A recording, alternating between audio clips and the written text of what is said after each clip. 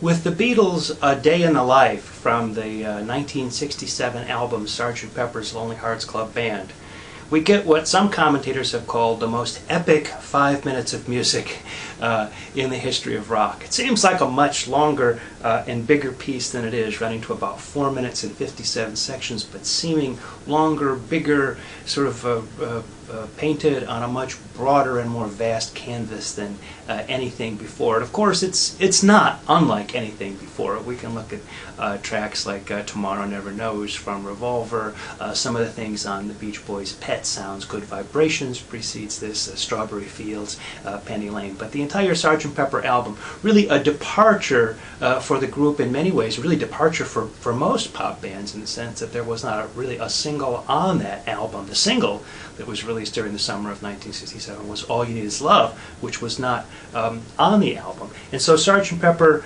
may be the most esoteric and artistic of the Beatles' albums up to that point, really sort of developing that artist model now, as opposed to the craftsperson model that we talked about in I Want to Hold Your Hand. The track is in an interesting kind of compound A-B-A form. That is, it's really two songs put together, the first one being the big A section, the second one being the big B section, and I return to the first song again in the A section.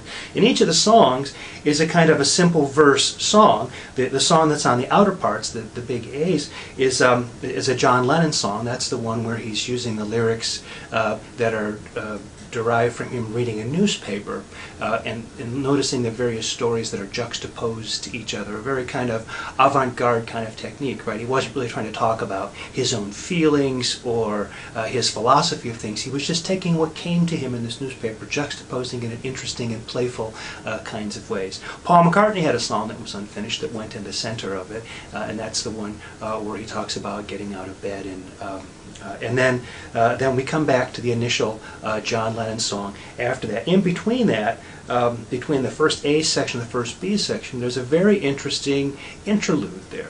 That interlude was done in a very kind of chance way, what we would call in classical music an aleatoric way, in which George Martin, the guy who produced the Beatles and did a lot of their musical arrangements, almost all of their musical arrangements, told the members of the orchestra to basically start from a low note and to just keep working their way up chromatically until he gave the cue, and they should grab these notes from an E major chord. Now, don't listen to anybody else, don't try to match anybody else, and so you get this sort of gigantic crescendo of sound, which could only have been recorded that particular way because every musician was doing something totally by chance and totally freely, but according to the instructions. So you get that between the A section and the B section. What's interesting is, in order to mark that time on the tape before they recorded the orchestra, they had their roadie and assistant Mal Evans standing there counting the measures as it went by so they could keep track of where they were. And when he got to the last one,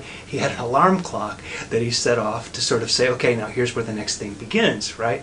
And so they left. If you listen very carefully with the headphones, you can hear him counting there. But when they got to the end, the alarm clock went off, and Paul McCartney comes in with the lyrics he comes in with, and it fit perfectly, so they left the alarm clock off. Of course, they used that big orchestral crescendo again at the very end, as a kind of ending to the song, and then they play a number of big grand pianos on a single chord and compress the sound to artificially elongate the sustain so that the sustain on that thing lasts as long as possible, actually longer than physically possible, because as the sound decays, they're raising the volume to make it seem like it's sustaining longer than it actually is. A very ambitious piece by the Beatles, A Day in the Life, and the album itself, and this song really is the crowning achievement of that album, really influencing so much rock music that was to follow it in the years, indeed in the decades to come.